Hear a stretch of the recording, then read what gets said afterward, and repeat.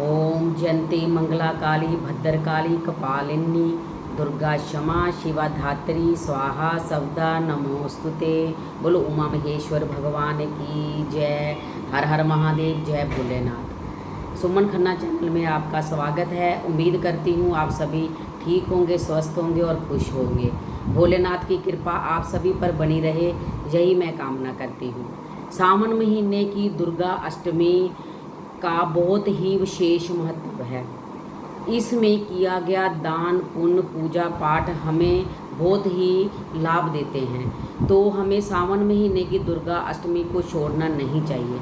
तो अब मैं आपको इसका शुभ मुहूर्त बताने जा रही हूँ, जो कि 12 अगस्त सोमवार को शुरू हो रही है दुर्गा अष्टमी 7:57 पर, और इसका समापन होने जा रहा है 13 अगस्त सुबह 9:33 पर।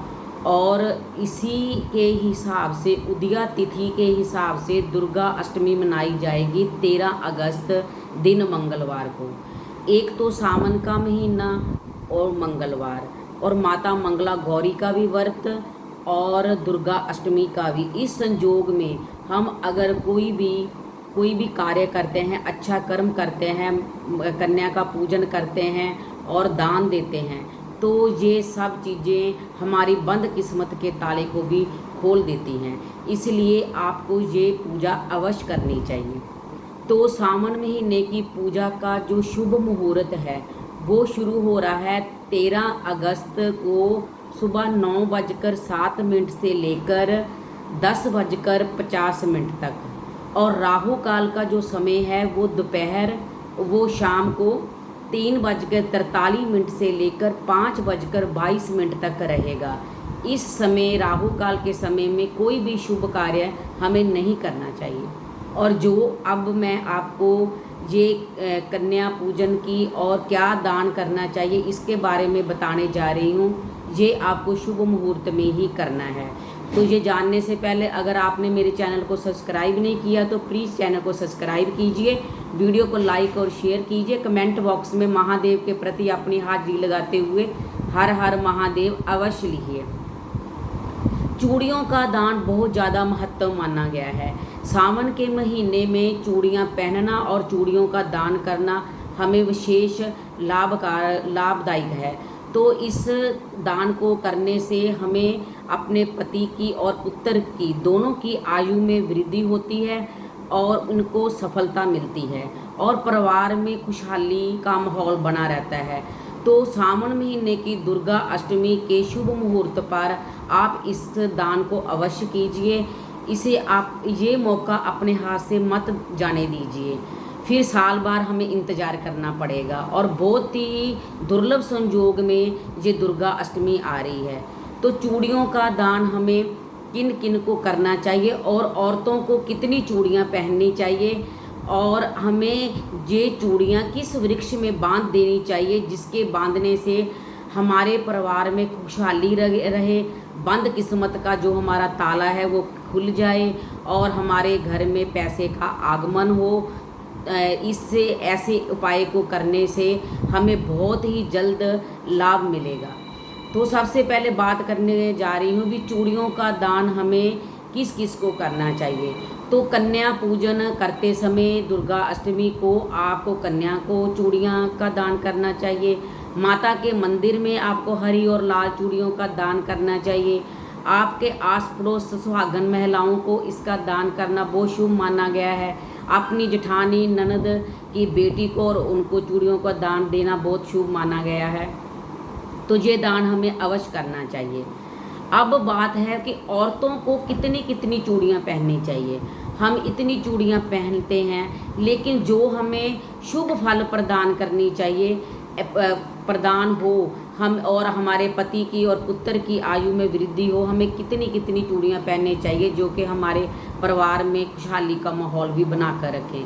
तो हमें हमेशा अपने राइट हैंड में 2, 4, 6, 8, 10, 12 इस संख्या में चूड़ी पहननी चाहिए, और हमें अपने लेफ्ट हैंड में 1, 3, 5, 7, 9, 11, 21 ऐसी चूड़ी पहननी चाहिए, तो ये हमें बहुत शुभ फल प्रदान करती हैं। तो अब मैं बात करने जा रही हूँ अपने तीसरे क्वेश्चन की कि हमें कहाँ पर ये चूड़ियाँ बांध देनी चाहिए जिसके कि हमारे परिवार में जो आर्थिक समस्या चल रही है, पैसे की तंगी चल रही है, वो दूर हो और हमारा परिवार दिन दुगनी रात चौगुनी तरक्की करे। तो आपको क्या करना है, आपको एक कलावा लेना है और 7 हरी चूड़ियाँ लेनी हैं। उन चूड़ियों को आपको कलावे से बांध देना है और आपने जाना है शमी वृक्ष के पास और वहाँ जाकर आपने अपनी प्रार्थना कर कर अपने परिवार के बारे में, परिवार की उन्नति के बारे में, अपनी तंगी के बारे में बात कर कर आपको ये चूड़ियाँ शमी वृक्ष पर बांध देनी है। शमी वृक्ष माता पार्वती और भोलेनाथ के मिलन का प्रतीक माना जाता है और इसका एक नाम है उमा महेश्वर।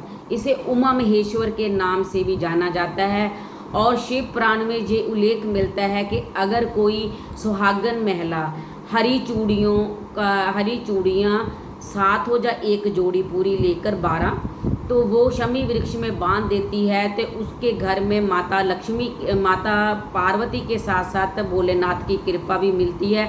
उसके सुहाग उसके पुत्र की आयु दीर्घायु होती है और उनको अपने काम में तरक्की मिलती है, परिवार में खुशहाली का माहौल बना रहता है।